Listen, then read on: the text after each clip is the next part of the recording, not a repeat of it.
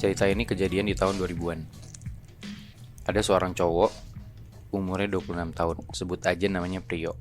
Oke. Dia tinggal di daerah Jakarta Timur.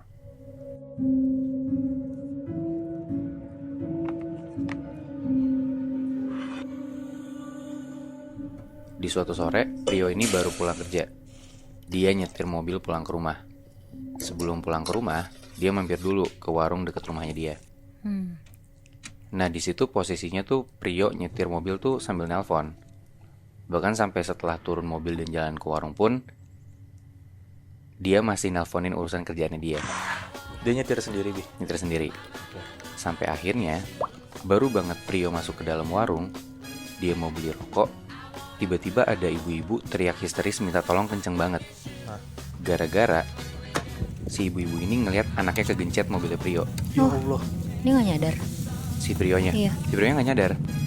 Karena ternyata jalanan tempat Prio parkir tuh nggak rata.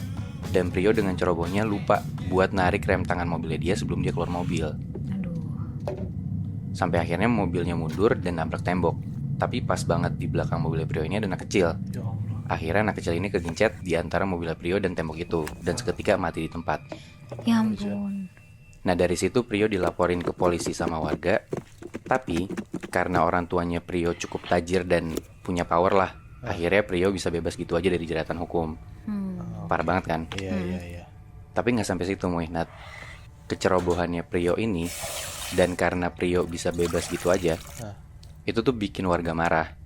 Dan Prio tuh kayak dikucilin, disalah-salahin, dimaki-maki sama hampir semua tetangganya di daerah perumahannya dia. Iya.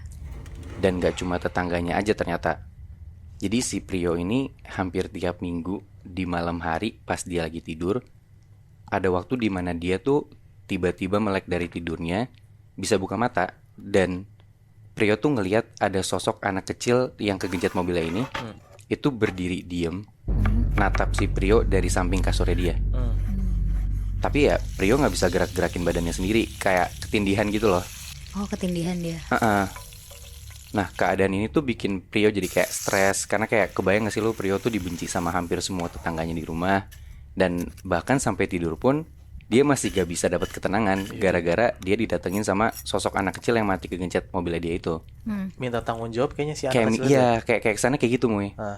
Sampai akhirnya si Prio ini tuh udah gak kuat banget sama ocehan tetangga-tetangganya. Dan sosok anak kecil yang nyamperin dia pas dia lagi tidur ini, Prio tuh mutusin buat pindah rumah aja lah. Dia kayak pindah rumah sendiri ke daerah Jakarta Selatan, pisah dari keluarganya.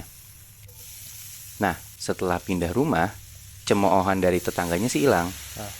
Tapi Prio ini masih sering ketindihan dan sosok anak kecil ini tuh masih sering datengin Prio malam-malam. Wah, Anjir, serem ngikut. banget. Ngikut, iya kayak ngikut gitu, Muy. Si anak kecil ini tuh berdiri, persis kayak dia di rumah, berdiri dengan tatapan kosong di samping kasurnya Prio.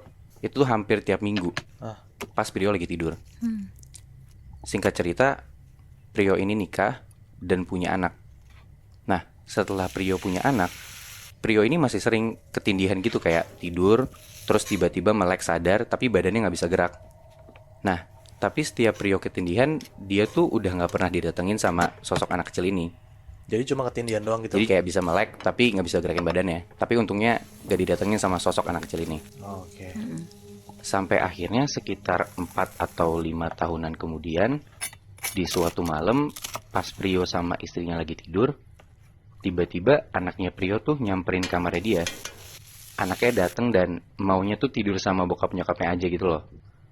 Nah, hal itu tuh ternyata nggak terjadi sekali dua kali. Anaknya Prio tuh hampir kayak tiap minggu malam-malam masuk ke kamar bokap nyokapnya buat numpang tidur. Pas ditanya kenapa suka tiba-tiba masuk ke kamar mereka, anaknya tuh nggak mau jawab. Prio tuh ngerasa kayak ya dia sama istrinya butuh privasi gitulah sebagai suami istri. Dan dia juga mau anaknya tuh mandiri, bisa tidur sendiri gitu kan. Iya.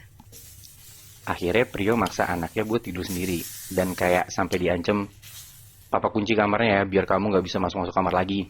Sampai digituin anaknya. Nah, akhirnya gara-gara takut diancem kayak gitu, anaknya ini ngaku akhirnya